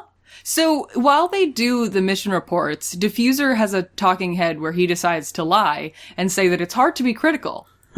Yeah, what the fuck? No, it's not, you liar. Yeah, you love to be very critical, easily you piece to you. Of shit. Yeah. And then once they do that, because we're not fucking we don't need to talk about them filling out paperwork. Who cares? So we come back later to see Hyperstrike and Whipsnap arm wrestling in the living room. She wins, and then Diffuser sits down. And he's like, "All right, Parthenon, you and me." And it just shows Parthenon just like with his face like, no. Yeah. So Stan returns with the mission report summary. So point number 1 is about the Diffuser. So the Diffuser reads this one, which is Diffuser is quick to seize control. Yes. So point number 2 is about Whipsnap. So the Diffuser reads this one, which is Whipsnap is open about many things, but I still feel like there's something missing. And she's like, who could have said this? Diffuser, it was me. It was him. Yeah. And Diffuser's like, I don't know what it means. I just feel like there's something missing. Yeah. And so then we get the third.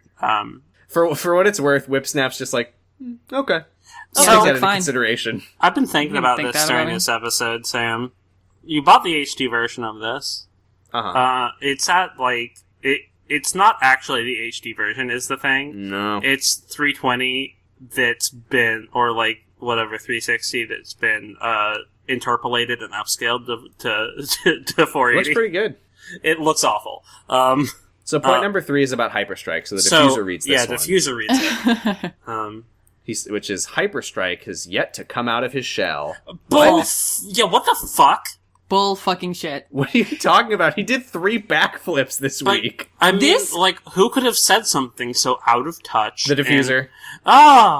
The best part about this is Diffuser says the next couple things as if it's a negative in some way, in a way that, like, makes Hyperstrike mad because what the fuck, Diffuser? But he says... I can understand why he was mad. No, yeah, because Diffuser fucking sucks and should shut up.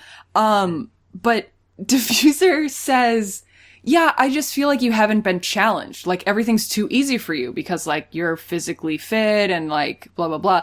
And it's just like, that's a compliment. You're saying he's doing really well in this, it's a compliment, but he's not just saying, like, you seem very capable and I think you're doing a great job. It's, no, you don't seem like you're trying very hard. And I imagine that Hyperstrike is probably not too thrilled to be told that he seems like he's not putting in any effort. Right? Yeah, He's putting, right. he has an easygoing personality and he's very physically, like, capable of doing flips. And he also does a cool pose at every elimination round. Yes! The diffuser, do you get the sense, maybe, that he's just finding things to criticize people for? Because when he's asked to back up the things that he says, it doesn't really make any sense. Or, like, the things he says out loud do not match the things that he wrote down. I think he has this tingling cop sense in the back of his mind where he's suspicious of everyone, and he's just like, someone is doing a crime here somewhere.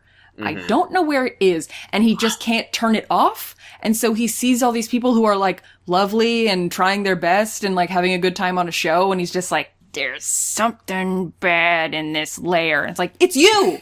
It's you! So someone's bringing everyone down. Yeah. So it also, the way he says, Hyperstrike, you haven't been challenged enough, doesn't sound like, oh, you're not putting enough effort. It seems like, hey, you should be being physically, like, torn down more. Like, somebody should take you down a peg. Someone should put you in your place. You shouldn't have been allowed to get off the roller coaster. Right. You should still be on Tatsu. Yeah. So, here's my theory. Uh-huh. And it's only being reinforced more and more. Mm-hmm. And to explain this theory, we have to talk about the game Assassin's Creed 2. Okay. So at the end of Assassin's Creed 2, after you've punched the Pope out, you go into ancient alien temple place. Just like real life. Beneath St. Paul's Cathedral. Mm-hmm. Correct. Inside there is Minerva, who is like, Desmond, hello.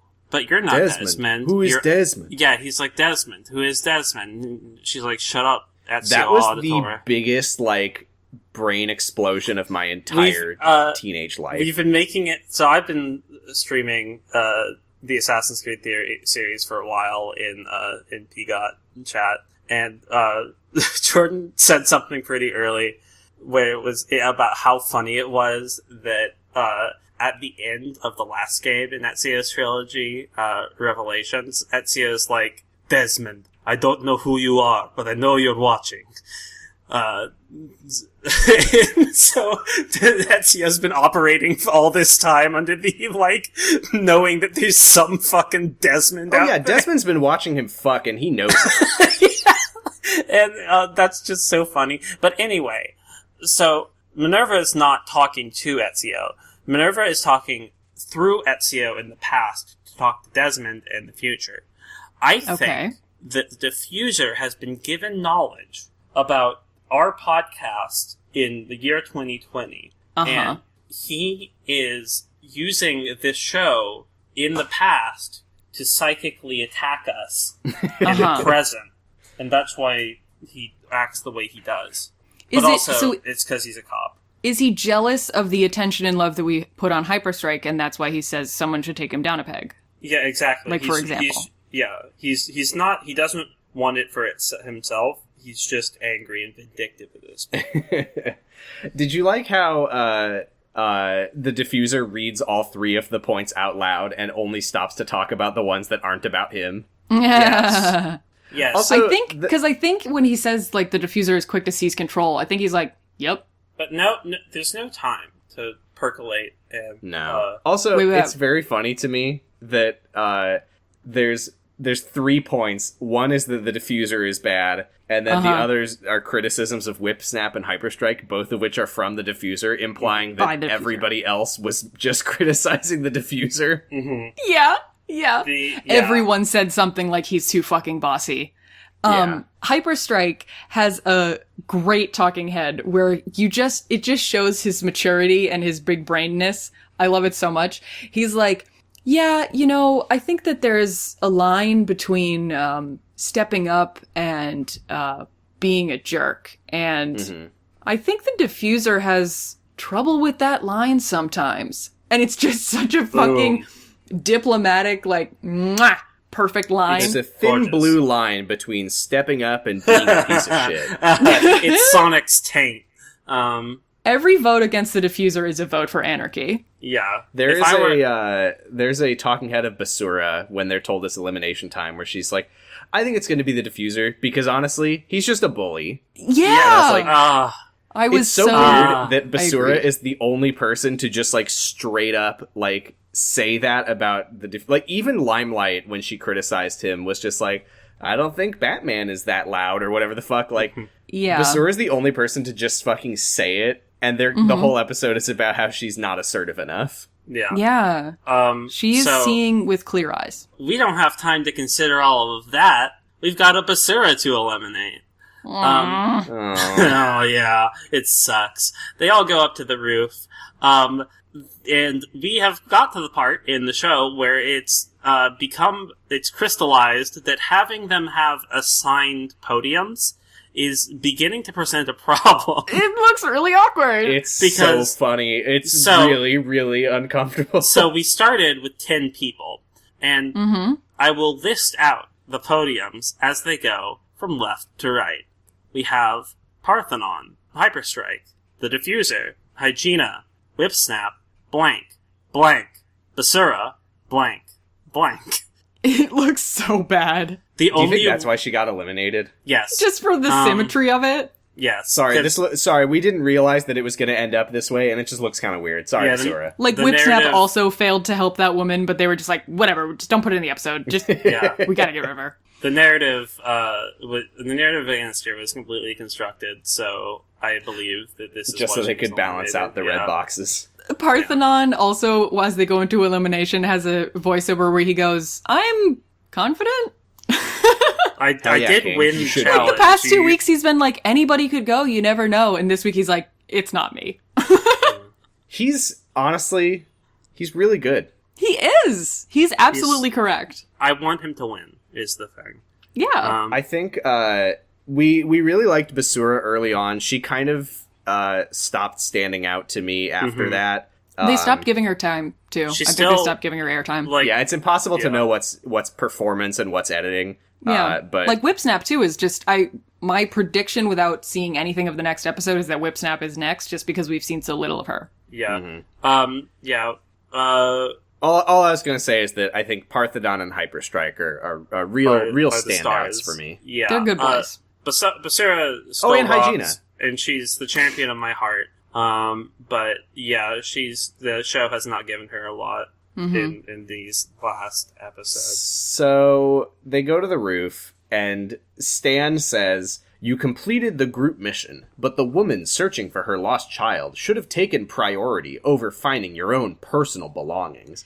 First of all, that's hilarious, considering that his fucking show is the reason that their personal belongings were stolen. It's not like they were like, I want to go buy the new video game. He was saying, she should have taken precedence over your personal desire to complete the mission quickly. And like, fucker. Like, is it not...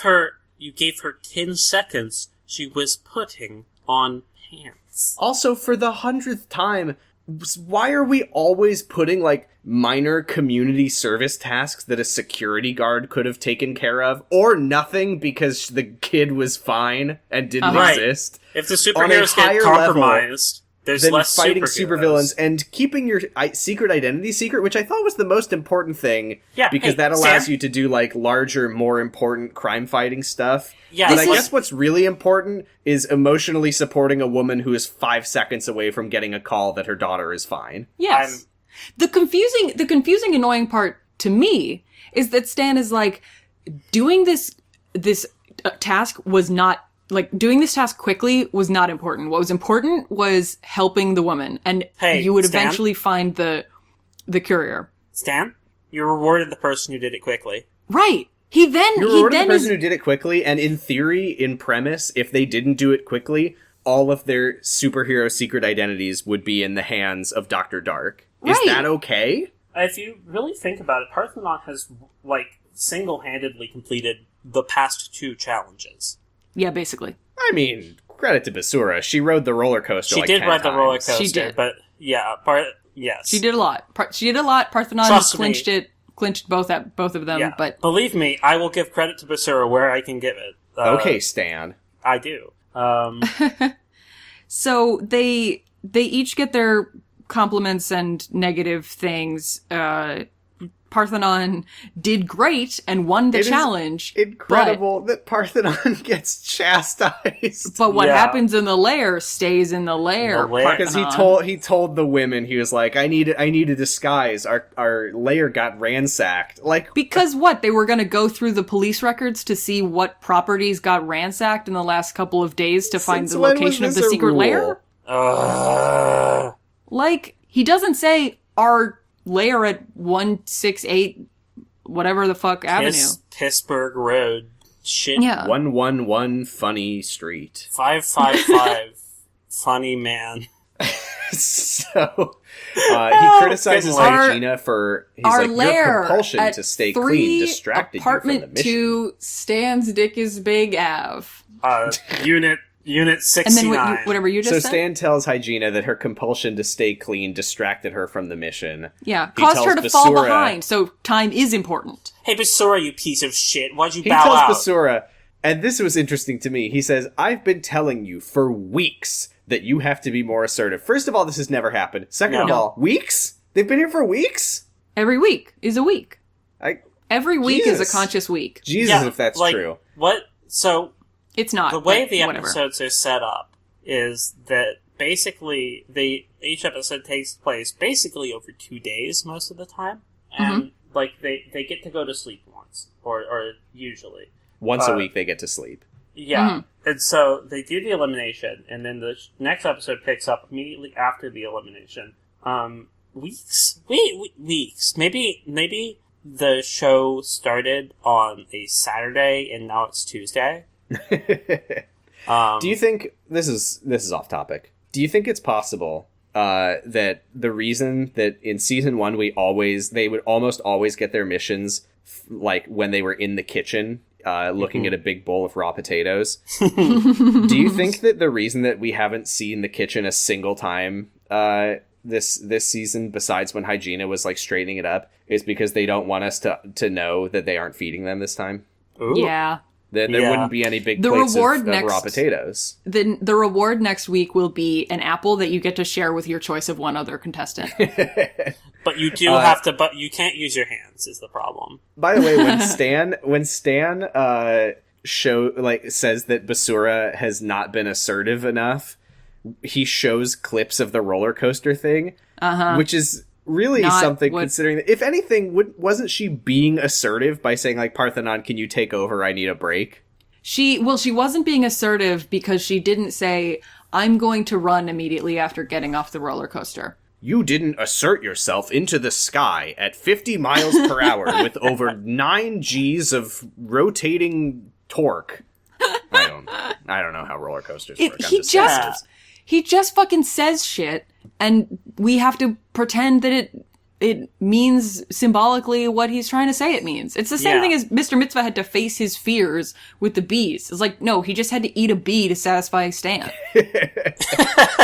No.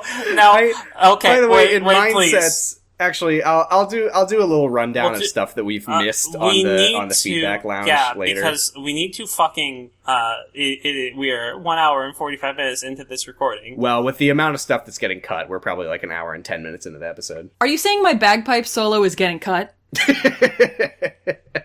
Fine, I'll leave in the bagpipe solo that you've been doing for the past 45 minutes. Thank you. One last thing one last criticism that they get is Whip Snap. Stan is like, you cry a lot. After the ransack thing, you said you couldn't do this anymore? And Whip Snap was like, listen, yes, I cry. No, I'm not ashamed of it. I'm going to keep crying because I love myself.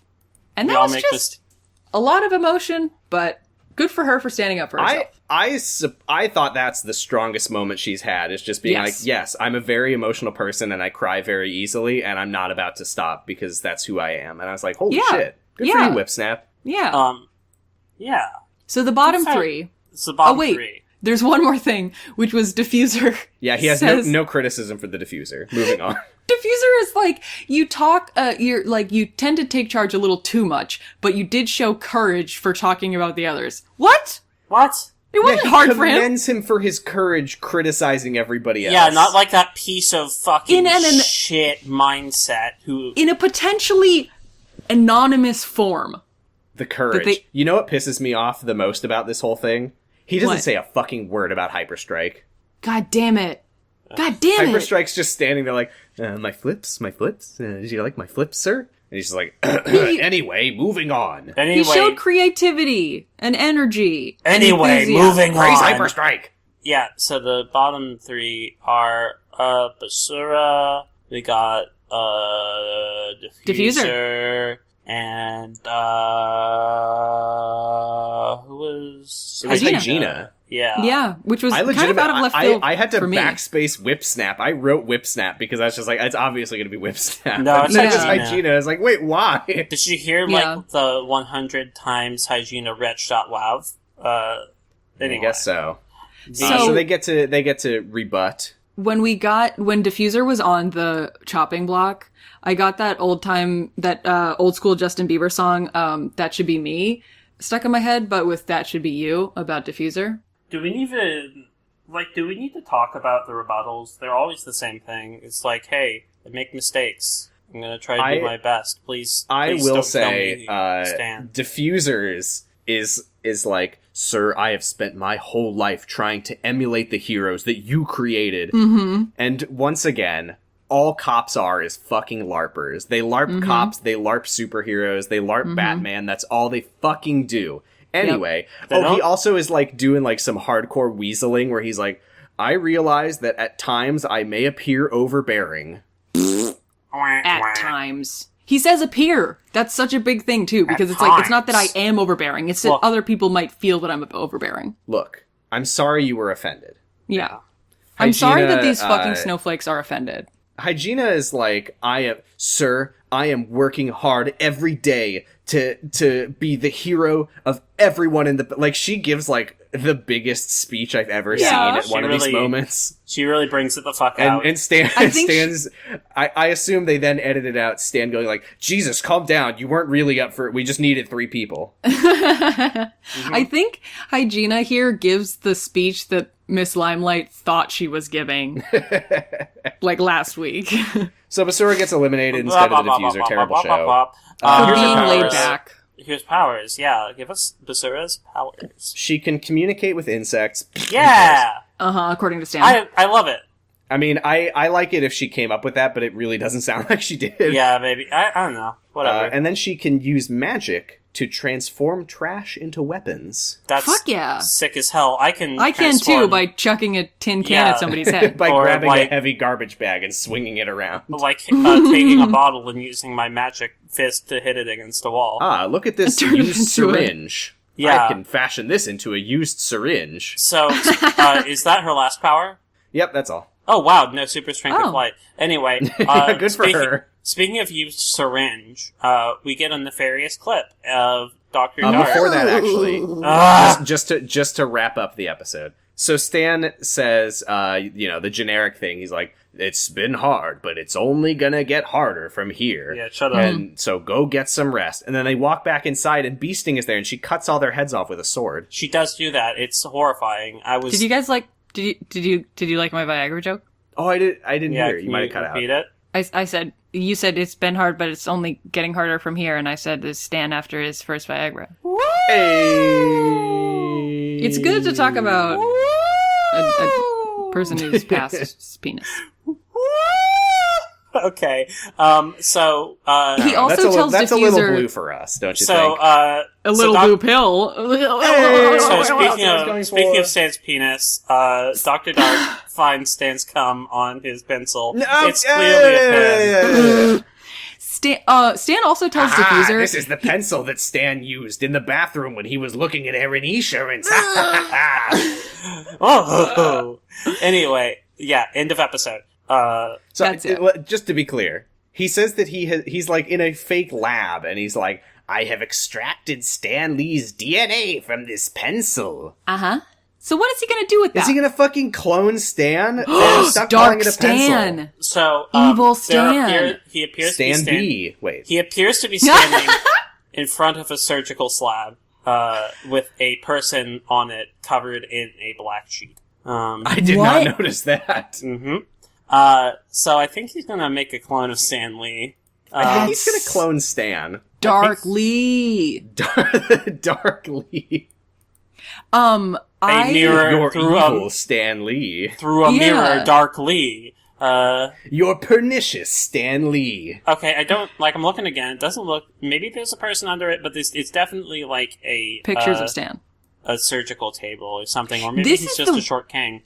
This is the craziest part, is that if they had this pencil in here as like a, Well, it's Wait. a pen. Wait, if they placed this pencil here so that later a villain could steal it and get DNA from it, it would make so much more sense for it to be a metal pen that would have retained DNA evidence way better than a wooden pencil. yeah. Wait, Because it's also not a pencil. It's a pen. Why didn't they call it a pen the whole time? wait. What? Dr. Dark. Dr. Dark. is short. Uh-huh. You know who else is short? Who? Nitro G. Nitro G went to doctor college. It's not Nitro G. I'm sorry. Fuck. Is it? He's credited at the end of every episode, and it's fuck. nobody we know. Do we get a face reveal, Sam? Yeah. I don't know. Is that If not? we don't, you never know. He could have changed his name. Yeah, yeah. It's okay.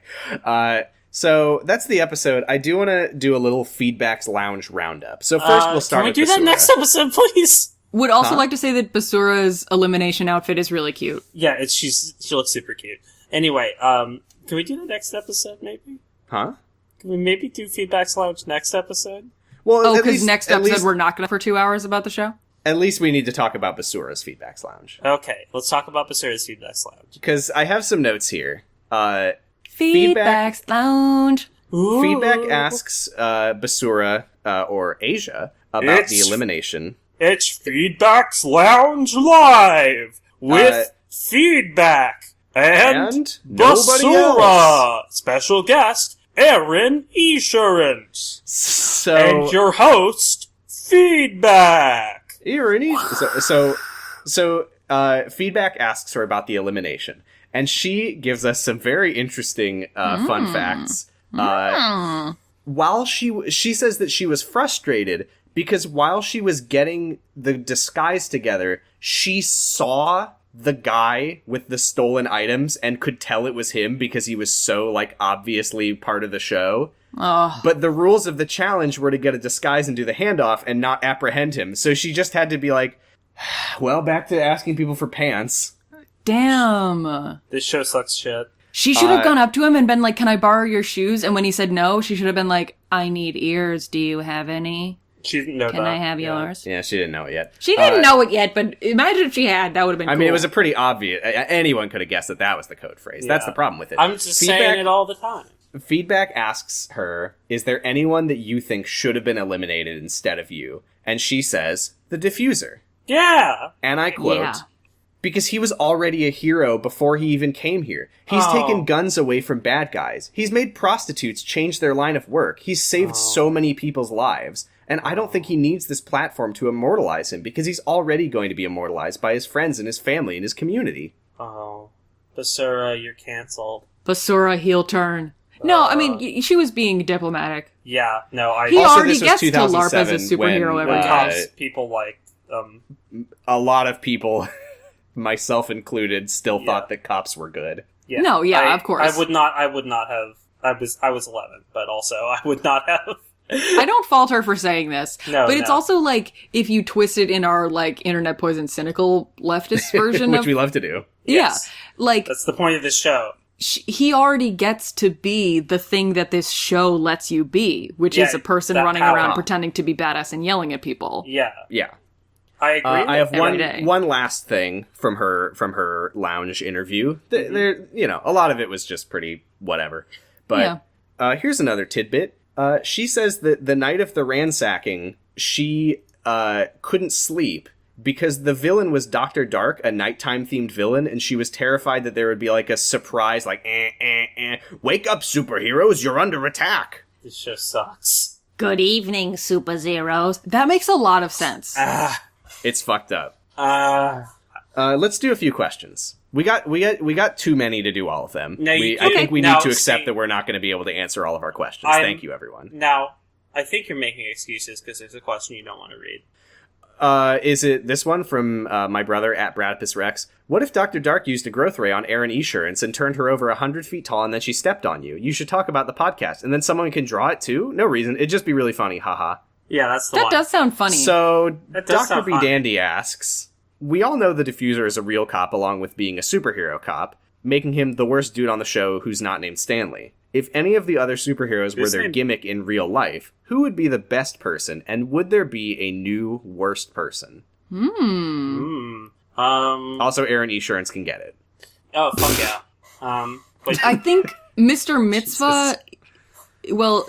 Solidarity, Dr. B. Dandy.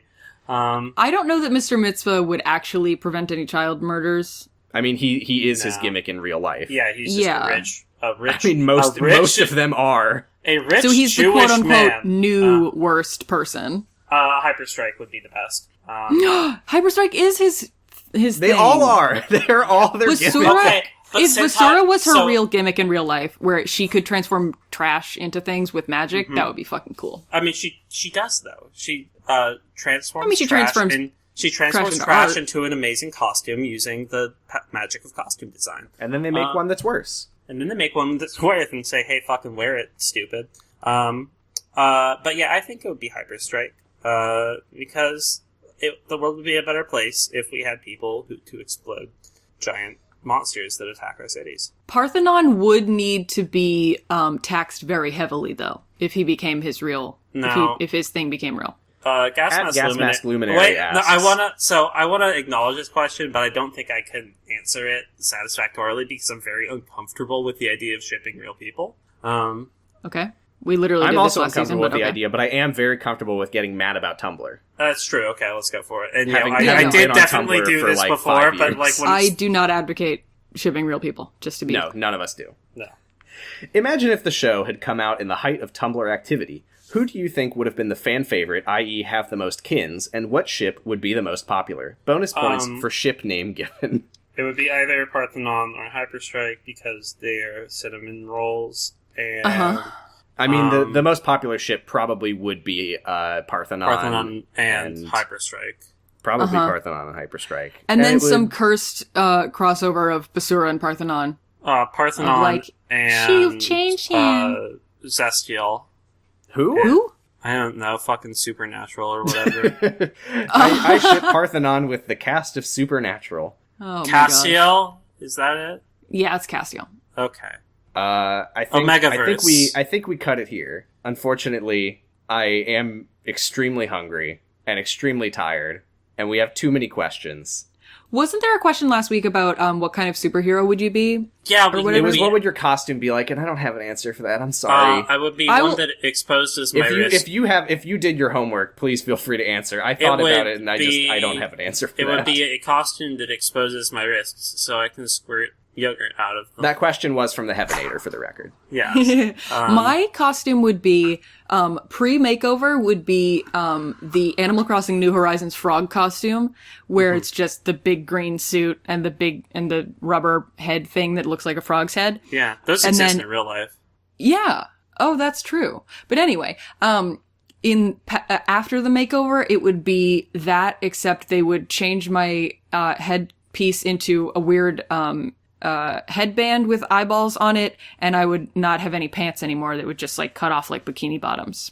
Oh, and it would also be very shiny. And I wouldn't like it, but I would wear it. I would wear To it a because piece. you say, Stan, hey, Stan, buddy, I don't like this. It's I like, would say- But I made it for you!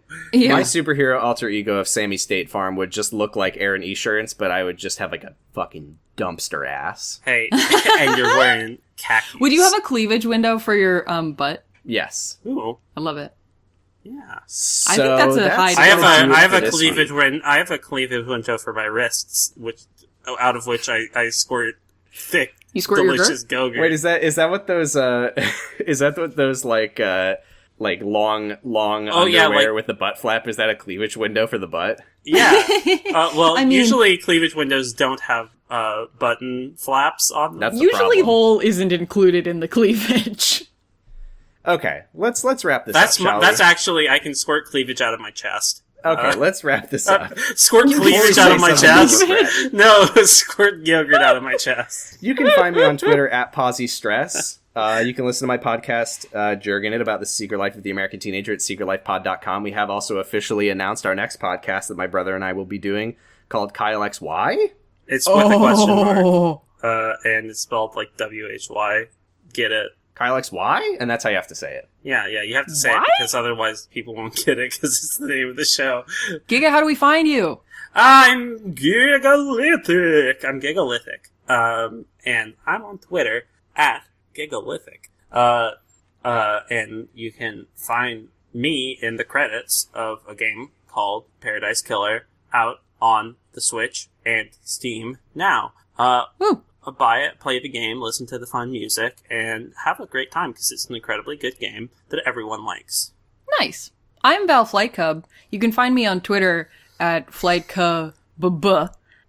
There's 2 B's. The second B stands for Basura was robbed. Yeah! And you can also hear me and my partner Alec on a very funny, I think, podcast about Elementary, the TV show, called LMNOP. It's on We love it. myspace.xyz. Also, you know Sam, what when you were saying, you should listen to my other podcast, I was like, oh, shout out the one that I'm on. You know what else? Forgetting that it's this one. You know what else is on myspace.xyz? What? Us. Us. And so many other quality podcasts that... Kid Nation. The Stick. Radish. City Girls Make Do. Podcasting is for Bliv. Yep. Podcasting is for Blinn Thanks and the for Cloud listening. Recesses. City Girls Make Do. I already said that. City Girls Make It Down. Wow, cool robot about Gundam. Gundam. I'm... Henry Kissinger is Pokemon going to die, not a threat, just a fact. You see New that? episode. You see New that? episode. You see that big Gundam that they're building can, like, move now? It's, like, walking around and shit. That's pretty cool. Wow, cool robot. Yeah, Wow, cool cool robot. robot. That's the point of the show, is that the Gundam is good and you like it when children are soldiers. Thank you so much for listening to Zero to Zero. Who And wants like to be we a say superhero? at the end of every podcast? episode. Ex-bouncing boy. Excel sheet Bouncing boy. Erin Esurance. and Biggin. Erin Esurance. Erin Esurance. Erin Esurance. Goodbye, everyone.